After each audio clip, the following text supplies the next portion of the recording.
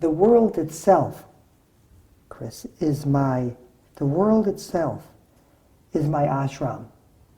This is where dreams are, in this impossible place, as well as at night and in my body. World work is a method, a science and an art of working with groups, small groups, little groups, groups of 2, 4, 6, 8, up to 2,000, organizations of unlimited size. It's a method to bring the deepest part of us out into public and help the public situation come together. So that's a very short, quick description. That's what we follow, what the different groups and their different preferences are. The first time we were in Japan working with world work, we said, now everybody feel free to express yourselves. But at that time in Japan, that's very much not their culture. So we said, great. Write down your thoughts and discuss them only with your neighbor. And afterwards we said, we know you're all too shy to say something, but if somebody would read one of their notes, I promise we won't talk about it more. We'll sleep on it. That's going very slowly. Other cultures, when we were in South Africa, working on tribal fighting between one another, one person said to the other, if we don't finish this up now, I could kill you. And the other one said something, whoa! And we went on both sides going back and forth, and it came out really, believe it or not, relatively well considering the situation. Wow. Emotions. We don't have an emotional directive for people. We follow the process that's present. And that's different than other very good conflict resolution procedures. Some say you should be nice with one another. All of those are perfect for certain situations or quiet businesses or what have you. But something to work with the real stuff, not much is around. I noticed that in practice, the best way to get government people to start helping and understanding one another is not to ask them to, but to take their role first. Until they start nodding their head, I say, and we feel this and this and this and this. I watch for the head. Then I say, good. I'm playing that role out. Now I'm going to play this role out. I play the roles out for them ahead of time. It makes it easier. I don't have to give them a long theoretical introduction and go back and forth and what have you. There's more to it than that, but that's the basic direction. Deep democracy. Boy, that's a fun idea, I think. Democracy is already pretty good. Everybody is supposed to have, they don't, but they're getting there slowly, supposed to have equal rights and equal powers. You know, demo, citizen, krati in Greek, power, equal power. So that's democracy. But deep democracy says that's good, but not enough. Because besides what I'm saying, there's feelings in me. What you say and others say, there's feelings in us. There's things in the air that we feel in our bodies. These belong to democracy. Each of these feelings has the right to be expressed as well in deep democracy. And deep democracy also says that besides the polarities that are in fields, and I'll talk more about those later if you like, what is a polarity and diversity issues and what have you, besides all of that, there's a field of that I was talking about before that's deep underneath, and we need contact with that to have an occasional sense of creativity and detachment to work with things. Facilitator comes from the word facile, which means to make things easy. And a facilitator is someone who makes things easier. individual work, can you make the person's process easier so they understand it and can follow it? In couples work, in large group work, can you make it easier? Play some of the roles out ahead of time. Make things easier. Follow the emotional nature of the people that you're working with. You, as a facilitator, and everybody on this planet, I hope will one day know more about facilitating. As a facilitator, your heart, you need to work on whatever you see out there inside. Can you go back and forth between the polarities and the painfulness and the difficulties? Can you feel into things? And if you can do it in your own heart, you can breathe better and you'll have more tolerance for what's going on in the world. I follow nature. I love nature. I look at the trees. This is the scientist part of me. The ocean here, especially in Oregon, splashes up in the air, and I follow that. It comes down again. So I don't believe in conflict, but I believe not in the splashing waves, but in the way people talk. I watch their body signals. I watch what they think, try to follow that. That I believe in. And the reason I believe in is empirical. Because if you follow somebody's signals and their whole process in a group, they sometimes, I want to say always, but I won't, they usually feel understood. It's empirically important. When I say, let's follow the process, I mean follow the process, not just the solution. In the solution was, how much money can we make? How do we get out of this fix? How do we overcome the bad things in the other people?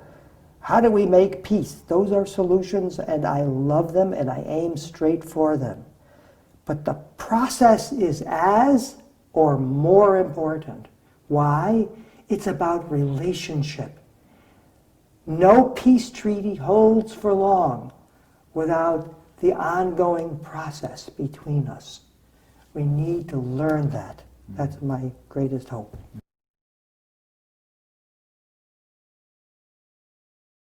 I'll make that really simple.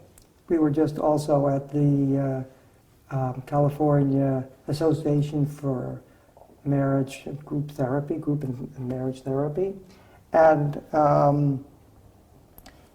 there, what they understood was that psychology, psychotherapy, therapy of all kinds, facilitation work, call it what you want, is a science, and a strict science. Can you follow the details? Can you watch the way somebody moves? Can you look at their eyes? Can you hear the tone of voice? That's empirical, measurable science. But even if you can do the science, there's an art that's possibly missing.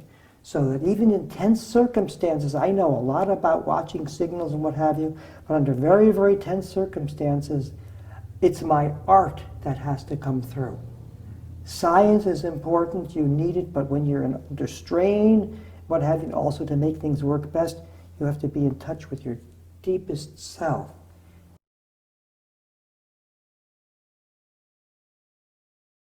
Years ago, we were working in Ireland, working with the groups from the north and the south as they came together.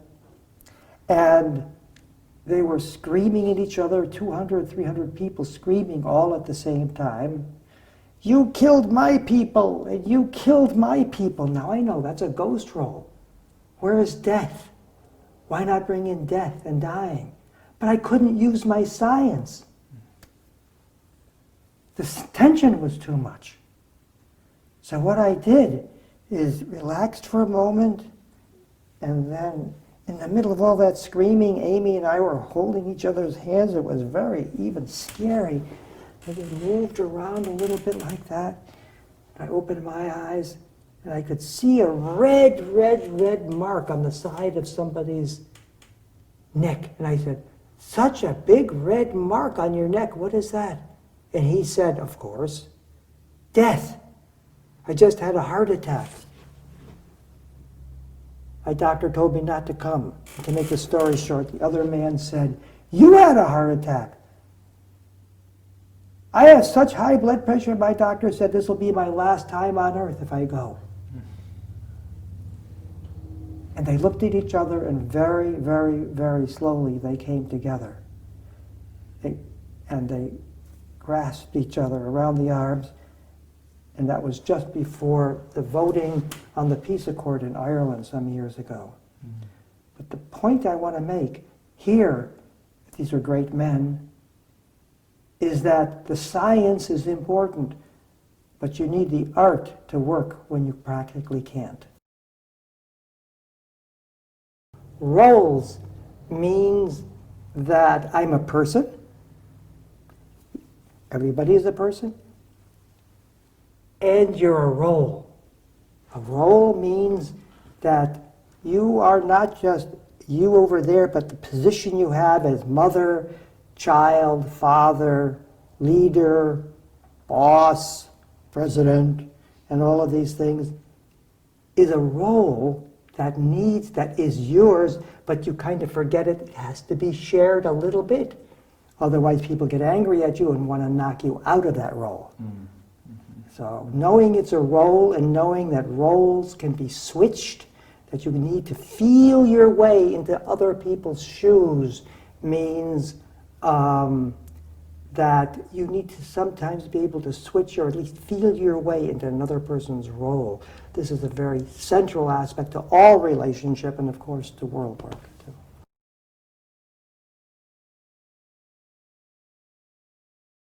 The leader is a person. I'm in a leadership position often in the process work community because I started developing things. But it's a role. If I don't know it's a role, I'll stop other people from developing new ideas about process work. I think I'm the leader and get upset if I see new ideas. Instead of encouraging that, it's a role. Like Jung is a role, Jungian psychology. So I dreamed that Jung came inside of me to do things, so I'm picking up that role. That's the meaning of roles.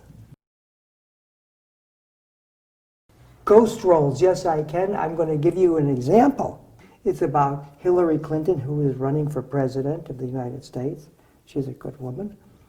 And the leader of Black Lives Matter movement. He's a very good man, and she lets this come out on the internet, the conversation between the two of them. She says, "Well, tell me, what is on your mind today?" basically. And he says, "What's on my mind is Black Lives Matter. White people don't get it." He says, "Slavery is still around in the way whites deal with blacks. We've got to make a change of heart, as well as other things." Beautiful talk, he said. She says, basically, heart is good, but we need laws. We need to make them, and we need to do it now. Laws and things to change, to help people. A wonderful idea. Ooh! Whites are always telling blacks what to do. Ouch! And she said, "We need laws. Heart is not the point." Now, with more world work knowledge, here's what she would do. She would say, "I heard you say over there something about history. Something about slavery in the United States. That's a role, a ghost role. It's around someplace. Would you mind if I step in your shoes just for a moment? I can never do it. As a white person, as a woman, I've suffered plenty. But as a white person, I can't really do this. But let me just see if I can feel into your shoes." Slavery. Hillary, can you imagine? Can anyone who wants to, no one wants to even go into this ghost role. of being down and hurt, etc. I won't go into the details of it.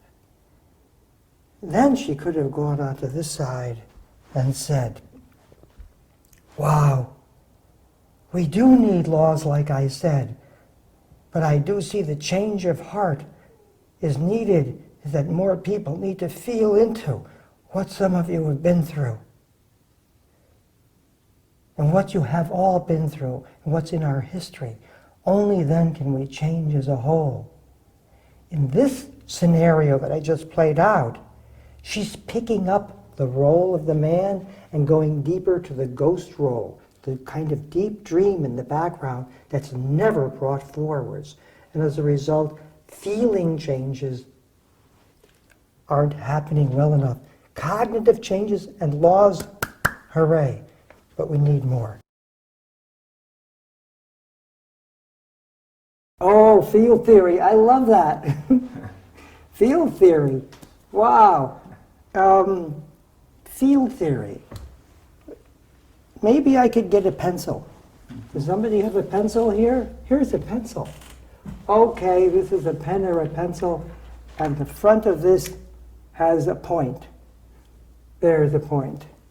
Now, since the beginning of time, people have said, when we don't know what to do, spin the pen, or they used to say, spin the stick.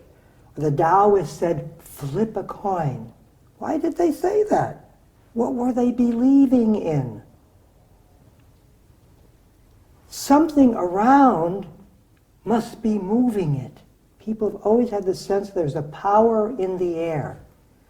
In a way, that power in the air fields are aspects of the first religions, everything. Theoretical physics isn't going to study religion. That's not good. But they study fields, and they've come across all kinds of fields. The black matter is there a black matter field that sucks things into the black holes in the universe? We don't know much about that. Einstein said, fields, well, I don't know about gravity, things drop, he said, but he did see things go down. He said, but maybe there's a curvature in the field we live in. Space-time curved. Everybody said, whoa, you're getting weird. But it's just Taoism. It's another form of Taoism. And so field theory simply means, for the general public, the concept is there's a little something in the air. And very sensitive people feel when they come into a room, there's a certain in the room. And that is what I have been calling a field, and in that field are all sorts of things, and knowing about that field and working with it and following what it does is a big help in world working, people getting along. And another aspect of physics which people still don't really completely understand in quantum physics, they know that it works, but they don't know what it is a non-local connection. Something moves over here, and if these two things were originally friends down here, and later they're like this, and this thing moves. They're coupled in some way. Or if this moves, this moves. There's a coupling. So being interested in fields and in quantum field theory and what have you, there's a non-locality. I like the word Tao to the way things happen. And physics are still debating how far you can go with that, but psychologists and people who sense things have been working with this non-locality. If you feel something here, maybe it's connected with things out there.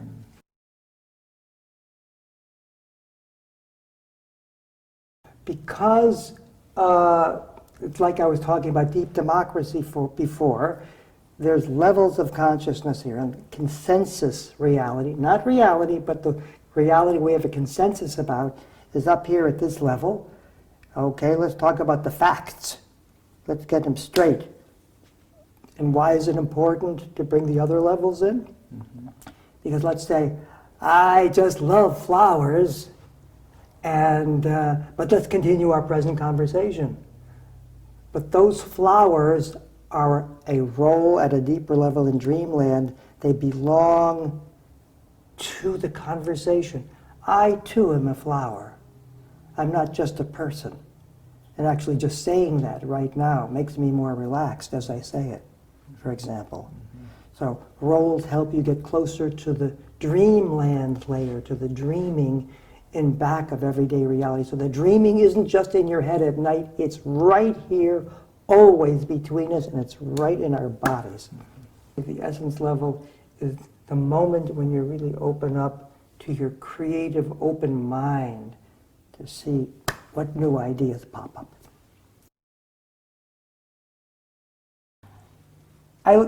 That's my science background again. I like what Einstein said late in life. He said, there's something, I want to know the mind of God. The rest are details. What's the thinking? Is there some sort of intelligence in our universe? Maybe. Forget religion. Is there some intelligence behind all the details and all the structures that happen? Now, bring in religion and bring in psychology. Is there some intelligence behind it? It sure looks it. If we follow people's dreams and what have you, we're following some larger mind in them. There's some intelligence in the background. Can we always understand it? With practice, usually. Not always. So that's the mind of God. And how do you get in touch with it? Each has her own way of finding the process mind of the intelligence in the background. In large groups, just work with signals and the people. But in yourself, all you need to do is sit on the edge of your chair or stand up if you can and let yourself be moved a little bit. Just relax, be a little dreamy, and watch your emotions, spontaneous motions, whatever they are, and follow the experiences you have, and the chances are you'll come up with a new idea that is just what you needed to go to your next step. Amy developed the idea of meta skills from watching people work, watching me work, and she realized that what we do, we don't just do. There's a skill, a meta skill, a feeling that goes along with things. So that's what she means with meta skills. It's a great idea. World work, the meta skill depends upon the moment. So therefore, a group that's very quiet, the meta skill is to, can you feel into who they are, not who you think they should be? A term for this meta skill is, can you walk in the other person's shoes? That's a Native American concept. Can you walk in the other person's shoes? Because if you can do that, your next step is world work. How did I develop it? I don't know, really. But I know when I first thought it, and then I discovered why afterwards. I first thought about world work when I was studying Jungian psychology in Zurich. After my science studies, after studying physics at the ETH, at the Zurich Technical University, then I loved Jungian psychology. Work on yourself inside. Look at your dreams. Yummy. And bring that out. That was really good. But then it didn't work yet. Jungians today are a little different. But at that time, no one yet thought about working with people in extreme states of consciousness. Psychotic people? Not yet. They thought they weren't ready for analysis, I was told. Psychotic people or couples talking about dreams together? Why not, but not in public. People could go psychotic, I was told. Or then in groups, bringing deep experiences into group work where groups didn't get along with one another. That hadn't been done yet. I had the need for some reason to do it. So therefore, I began to meet with groups of people And then, as I began to have greater interest and work with diversity situations of all kinds, my personal history came back as to why I had to do this. As I had been very traumatized as a child, and I grew up in a very tough section of the city, and at that time, it was fashionable in certain parts of the world to kill people who belonged to a certain group or a certain religion. And I belonged to that group. So I would be going to school, 5 or 6, there was a whole bunch of kids that were larger than me, up to 15 and 16. They said, "You have to die." "Why is that?" I asked. They said, "Your people killed our God." "I don't have any people," I said. "I don't know about that." They said, "Ha, ha, ha. You're Jewish." I said, "Jewish?" I didn't know what Jewish was. My parents weren't very interested in religion. And in the more conventional side of religion, at least. And so they proceeded to try to destroy me, and I won't go further than that. And that started to come back. Imagine I had been through 18 years of analysis. It had never even occurred in a dream. So as I began to do this work, I began to realize, wow, this is working that out. This is helping people, helping marginalized people, helping mainstream people. Because as a kid, something in me learned how to fight back and make friends with these people. I actually loved them, the ones who had been so terrible to me. And later in school, I became even they elected me to be class president. They really liked me. So I knew we can do it. Wow. And it was painful to remember, but the hope was there. And then I suddenly realized, my God, I've got a lot of hope, and I have been wanting to go further. And so that's how world work began. It's not just, it is all about individuals, couples, relationships, and all of that, but it's also about, let's get together as a large group and try to work things out.